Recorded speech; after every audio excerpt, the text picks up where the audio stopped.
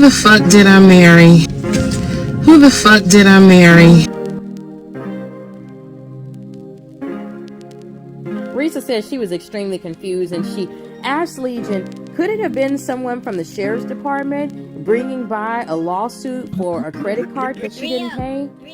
But Legion insisted that it wasn't. In fact, he said that she was freaking out and it shows that it was her ex-boyfriend. Now, recall that she told him about an ex-boyfriend that she dated on her job. Apparently, this was a law enforcement officer who drove a Dodge Charger for work. And so the assumption is that Legion assumed that he drove a Dodge Charger outside of work. But Reesa knew that the ex hated Dodge Chargers, so it could not have been him. So she began to investigate. What Legion didn't know is that she had a security system on her door that told her when the door was open, when a door was closed. This also went for her garage and her back doors. And all she could see is that around the time that he claimed that the man had stopped by, that he'd opened the door for about 60 seconds and closed it. However, her neighbor across the way had a Ring camera. She asked the neighbor to check the Ring camera to see if a Dodge Charger or anyone had come to her home, and the neighbor said no cars came to her home around that time, leaving Reesa to be very confused as to why Legion had said that someone had stopped by. We've since learned that Legion is allegedly bipolar and has schizophrenia. And according to his family, he was diagnosed with that as a child. And so this is where a number of people believe that he may have been hallucinating. If you've never seen the movie Beautiful Minds, you need to look at it, because this is when someone has a mental illness in which they see things and talk to people who aren't really there. As a sidebar, when Reesa says that they had kind of a odd outing, they went to go get something to eat, and he in turn started telling her about his family gravesite and that there was a tombstone he wanted her to look at, and he said that the grandmother and the grandfather were buried there. And then on the way home, he pointed at a building in downtown Atlanta and said that his company had purchased a building for their offices, and that, here comes the company car that we stopped talking about, that is where he keeps the company car, because he does not trust bringing the company car into the neighborhood in which they live now. So she said, take me to your office and let me see it.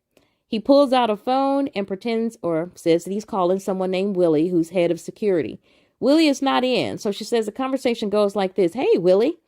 Hey, can you get me in the building? I want to bring my wife there to see my office. But Willie wasn't in, and so then he asked to speak to some other guy, and that guy from the security wasn't there. And then he said he would wait for someone to call him to let him in, because even though he had a badge for the floor that he was on, he did not have a badge that would open up the front door of the building. No one called, and they started to head home. One of the things that Reesa has always wanted to do, as having been a study abroad student, is she wanted to go to London. And Legion knew this about her. And so one day, at the beginning of March, she walked in, and there sat, laying on the table, was a trip to London for the both of them. It had a big red bow on it. It had an itinerary. It had everything planned out on it. And she was very excited. And the only thing they needed was they both needed to renew their passports. So she went ahead and printed out the applications for them to renew their passports. One of the things she was very excited about is she learned that they would be staying at a place called the Savoy. And she was excited about that because she says that it was a very bougie place to stay. And you may hear people say bye bye black sheep in regards to the Reesa Teesa story. And in this part of part 20, she says bye bye black sheep, but it's kind of like blah, blah, blah, lie, lie, lie. So that's what that reference is in regards to. In mid-March, Legion got into the shower. At that point, she heard his phone go off. And she said they had an open policy when it came to their phones. They each had the passwords to each other's phones, but she had never felt the need to look into his phone. But when she heard it go off, she did look, and she saw that it was a text message from one of his aunts. And it just so happens that one of his aunts has the same name as his ex-wife. So she began to read the messages. She saw he had 5 unread messages, and 7 of them were from women. He was having conversations with 7 women. So she said that when he came out, she asked him about it. But just one of those messages in a sidebar to this is she said that they were real freaky. That one of the women was asking him, hey, when you going to come get this pee? And he sent her a dick pic and all that type of stuff. They had some very freaky stuff going on. And then remember, at this time, he wouldn't even touch her. He wouldn't even have sex with her. So she confronted him. He said he was just playing around, and she said they needed marriage counseling. She said she was really upset because, one, he wasn't giving her any play, and he just wasn't being faithful, she felt, and she was. She told her aunt about what happened, and the aunt was pretty much like, hey, you on your own, figure it out. Probably figuring, well, before you went and married him, you didn't ask our opinions, and now that it's going south, now you want us to come in and rescue you. So she said, you need to go home, you're on your own. So Reesa found a pastor and his wife to do Zoom counseling with them.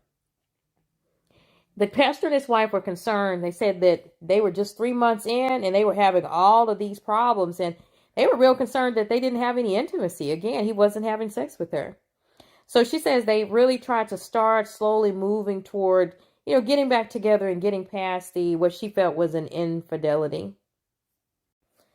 So Reesa just started getting really concerned because she had this car note and she knew she couldn't afford it on her own. So she decided to find another job so that she could pay her bills, because now he had her kind of spinning out of her league, or, she was dependent upon him, that if for some reason he stopped paying the bills, then she was going to be out of luck.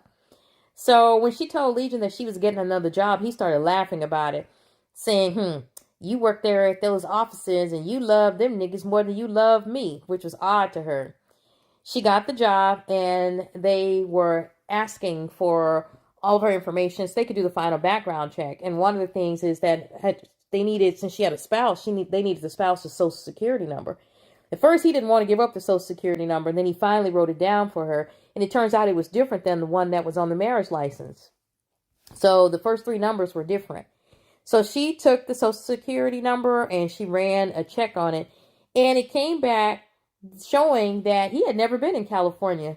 That all the background checks showed that he had been in Georgia, Rhode Island, and Pennsylvania. Nothing about San Diego or California.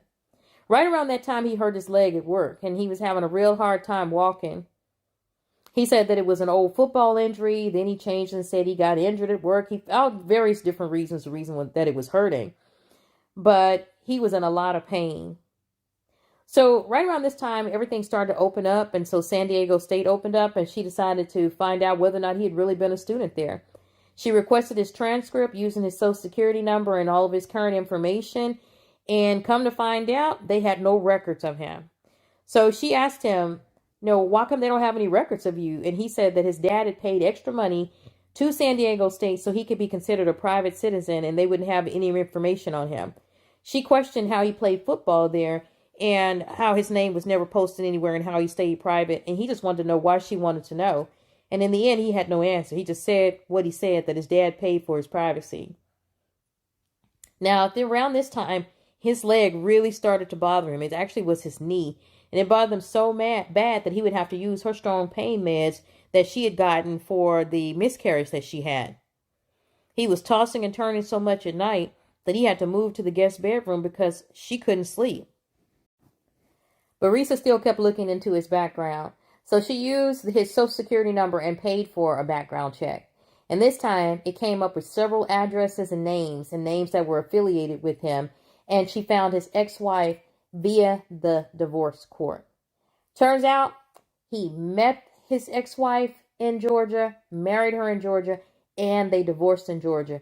Never had been to San Diego, did not meet her there, and so that was a clear lie that she had in black and white.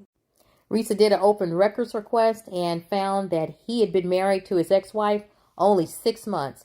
He had been served. She filed for divorce, and he was served at his previous job, which turns out it was a grocery store. And he said he was a pauper, which means that he had no money. And so therefore, he told the court that he couldn't afford to pay any of the filing fees for the divorce. But there was gold. She found the ex-wife's phone number.